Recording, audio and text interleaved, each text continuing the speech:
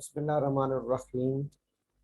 Honourable doctors, group members, अस्सलाम वालेकुम। Vital force पे हमारी डिस्कशन हो रही है और इसकी 3 एपिसोड्स हो चुकी हैं। सबसे पहले मैंने वाइटल फोर्स को डिफाइन किया था, what is vital and what is force. Vital को एक्सप्लेन करने के लिए मैंने फिर vital organs, vital energy, vital amines, vital science, vital fluids, इनको हमने डिस्कस किया। फिर हमने ऑर्गेन ऑफ मेडिसिन और एफोरिज्म क्या होता है, एफोरिज्म किसे कहते हैं, उसकी डेफिनेशन क्या होती है, वो हमने नेक्स्ट एपिसोड में डिस्कस किया। फिर तीसरी एपिसोड में हमने एफोरिज्म नंबर 9 जो कि वाइटल फोर्स इन हेल्थ के बारे में है। सबसे पहले एज ए होम्योपैथिक डॉक्टर और एज ए होम्योपैथिक स्टूडेंट मुझे ये पता होना चाहिए कि एक हेल्दी शख्स में वाइटल फोर्स क्या होती है, उसकी क्या करेक्टरिस्टिक्स होती हैं। जैसे हम सबसे पहले साइंस में नॉर्मल एनाटॉमी और नॉर्मल फिजियोलॉजी पढ़ते और पढ़ाते हैं, ताकि बाद में स्टूडेंट्स को समझ आए कि इस नॉर्मल एनाटॉमी में जब चेंज आती है तो वो पैथोलॉजी कैसे बन जाती है, पैथोफिजियोलॉजी में कैसे तब्दील हो जाती है। बिल्कुल डॉक्टर साहबान इसी तरीके से हनीमैन ने भी एफोरिज्म नंबर 9 और 10 में पहले 8 एफोरिज्म वो फिजिशियन के नॉलेज, मिशन, ऑनेस्टी के बारे में है। एफोरिज्म नंबर 9 और 10 में डॉक्टर हनीमैन ने ये बताया है कि वाइटल फोर्स हेल्थ में कैसे होती है। जब मुझे हेल्थ में समझ आएगी तो मैं फिर इसको डिजीज में भी समझ लूंगा।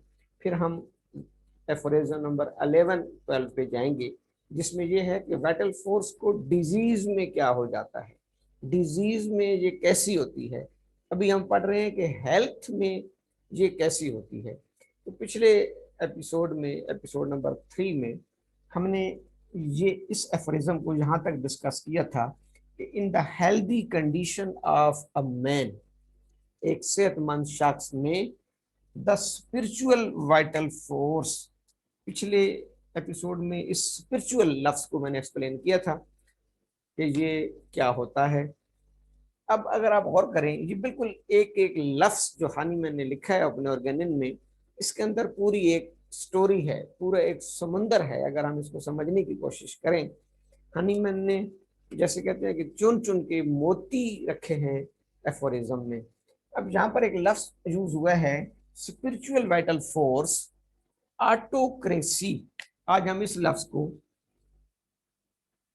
डिस्कस करेंगे, ऑटोक्रेसी। हनीमैन ने वाइटल फोर्स को ऑटोक्रेसी का दर्जा दिया है। हनीमैन ने वाइटल फोर्स की जो कैरेक्टरिस्टिक्स लिखी हैं, अब उसमें पहली कैरेक्टरिस्टिक है कि ये स्पिरिचुअल है। दूसरी कैरेक्टरिस्टिक ये है कि ये ऑटोक्रेट है, ऑटोक्रेसी।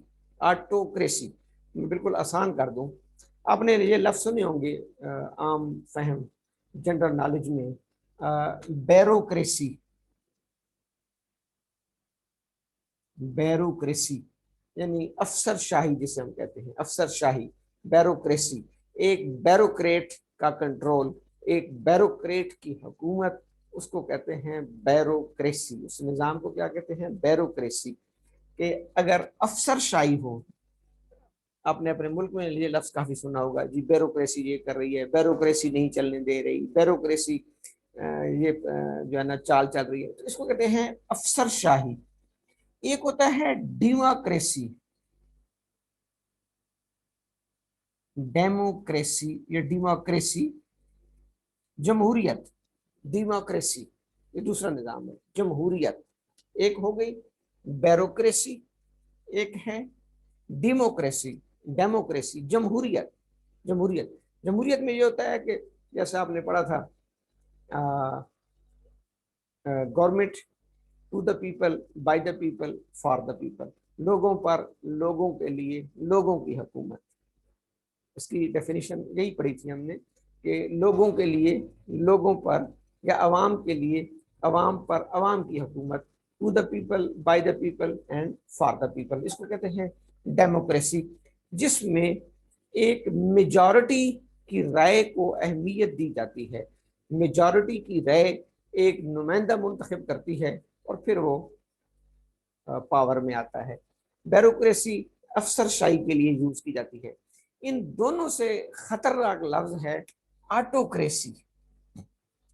ऑटोक्रेसी, इसको हमारे मुल्क में समझ लें या आम फहम जुबान में डिक्टेटरशिप कहते हैं। Dictatorship, one man show, one man power, autocracy, जिसको हम कहते हैं कि वो उसके पास तमाम पावर्स का महवर एक जगह मुंतकिल हो जाए, तो उसे कहते हैं ऑटोक्रेसी, जिसको हम कहते हैं डिक्टेटरशिप। Dictatorship, autocracy. अब हानीमैन ने ये लफ्ज वाइटल फोर्स के लिए क्यों यूज किया है? हानीमैन हमें यह समझाना चाहता है कि वाइटल फोर्स इस बॉडी में, ये जो मेरी ऑर्गेनिज्म है, जो मेरी एक मटेरियल बॉडी है, मटेरियल बॉडी, इसमें एक रूह है, एक माइंड है, जिसको हम लिम्बिक सिस्टम, सेंसोरियम कहते हैं, जहाँ पर हमारे एहसासात, जज्बात, खदशात, तहफ़्फ़ुज़ात, न नज़र आने वाली चीज़ें इसमें हैं। बाकी सारी मटेरियल बॉडी है, यानी बाकी ब्रेन को न्यूरोफिजिशियन चेक करके हमें बता सकता है ये वेंट्रिकल है, ये पिट्यूटरी ग्लैंड है, ये इसका सेरेब्रम है, ये राइट है, ये लेफ्ट है, ये उसकी सेरेब्रल आर्टरी है। बाकी इसी तरीके से बॉडी में भी, तो ये इसको कहते हैं मटेरियल बॉडी या ऑर्गेनिज्म। हनीमैन ने ये कहा है कि वाइटल फोर्स की इस बॉडी पर जो हुकूमत है वो ब्यूरोक्रेट या डेमोक्रेट की तरह नहीं है, वो ऑटोक्रेट की तरह है। Autocracy, dictatorship, one man show या वन मैन पावर जिसे कहते हैं, वन मैन शो जिसे हम कहते हैं, सब कुछ एक शख्स के पास होना, ताकत का मंबा, ताकत का मरकज एक शख्स का होना, इसको कहते हैं ऑटोक्रेसी। मैं जब फर्स्ट टाइम मैंने इस एफोरिज्म को पढ़ा था काफी अर्सा पहले, तो मैं खुद बड़ा हैरान हुआ ये लफ्ज हनीमैन ने अपनी बुक में क्यों लिखा है autocracy. In the healthy condition of a man, जब इंसान सेहतमंद होता है, डॉक्टर साहबान very very very important point, जब इंसान सेहतमंद होता है तो उसकी बॉडी का एक एक system, there are so many systems, एक एक सिस्टम, उसकी बॉडी का एक एक ऑर्गन, उसकी बॉडी का एक एक टिश्यू, उसकी बॉडी का एक एक सेल, सेल कितने हैं? 100 ट्रिलियन सेल्स। हमारी बॉडी में 100 ट्रिलियन सेल्स, अगर इसको मैथमेटिक्स में मल्टीप्लाई करेंगे तो खरबों में तादाद आएगी। 100 ट्रिलियन सेल, 10 लाख का मिलियन, फिर मिलियन से बिलियन, फिर बिलियन से ट्रिलियन, ट्रिलियन भी एक नहीं, 100 ट्रिलियन सेल्स। ये सर के बालों से लेकर पाँव के नाखन तक मेरी बॉडी सेल से भरी हुई है, सेल से मिलकर बनी है। 100 ट्रिलियन सेल्स, इसमें से 25 ट्रिलियन तो हमारे आरबीसी होते हैं, सिर्फ 75 ट्रिलियन बाकी बॉडी है। 100 ट्रिलियन सेल्स इस एक ताकत के जेर साया काम कर रहे हैं। उन 100 ट्रिलियन सेल्स, खरबों सेल्स की रिपोर्टिंग, जो मेरे डॉक्टर साहबान दफ्तरों में काम करते हैं उनको समझ आएगी। एक रिपोर्टिंग होती है, मसलन असिस्टेंट कमिश्नर की रिपोर्टिंग डिप्टी कमिश्नर को होती है, डिप्टी कमिश्नर की रिपोर्टिंग कमिश्नर को होती है, ठीक है जी। तो बॉडी के हर सेल की रिपोर्टिंग वाइटल फोर्स को हो रही होती है, यानी एक एक सेल वाइटल फोर्स के ताबे काम कर रहा होता है in the healthy condition of a person, सेहतमंद हालत में। इसलिए हनीमैन ने यहाँ पे लफ्ज यूज किया है ऑटोक्रेसी। उसने कहा कि doctor, homeopathic doctors, please be remember that in healthy condition vital force को किसी के मशवरे की जरूरत नहीं है।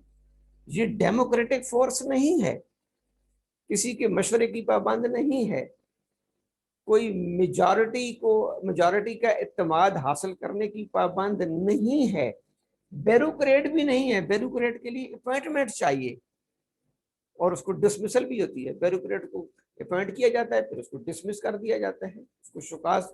नहीं, ये इन इन ये बालातर है। This is autocrat power, autocracy. ये बॉडी का निजाम वाइटल फोर्स डेमोक्रेसी से नहीं चलाती, ब्यूरोक्रेसी से नहीं चलाती, ऑटोक्रेसी से चलाती है। ऑटोक्रेसी का मतलब होता है कि जो उसने कह दिया, जो कर दिया, दैट इज फाइनल। किसी सेल को सेल में इसलिए कह रहा हूं कि सबसे छोटा यूनिट है, मैं इसलिए सिस्टम से शुरू हुआ हूं। सिस्टम तो पीछे रह गया ना, तमाम सिस्टम्स आपस में कोऑर्डिनेट कर रहे हैं इस वाइटल फोर्स की उसके मुताबिक, ऑर्डर्स के मुताबिक, रूलिंग के मुताबिक। फिर तमाम सिस्टम्स के ऑर्गन्स आपस में कोऑर्डिनेट कर रहे हैं वाइटल फोर्स की रूलिंग के मुताबिक। फिर तमाम ऑर्गन्स के टिश्यूज आपस में कोऑर्डिनेशन करते हैं वाइटल फोर्स की ताबे। फिर तमाम टिश्यूज के सेल्स कोऑर्डिनेशन करते हैं इस वाइटल फोर्स की रूलिंग के मुताबिक। So that's why doctor Hahnemann has used the word autocracy, जिसका जो इंग्लिश में तर्जमा किया गया है उनके एफोरिज्म का, उसमें लफ्ज ऑटोक्रेसी आ रहा है, ऑटोक्रेसी। अब आप देखें, अभी तो ये दूसरा लफ्ज है। हनीमैन ने वाइटल फोर्स के लिए कितने अजीम लफ्ज यूज किए हैं। पहला लफ्ज उन्होंने किया है स्पिरिचुअल।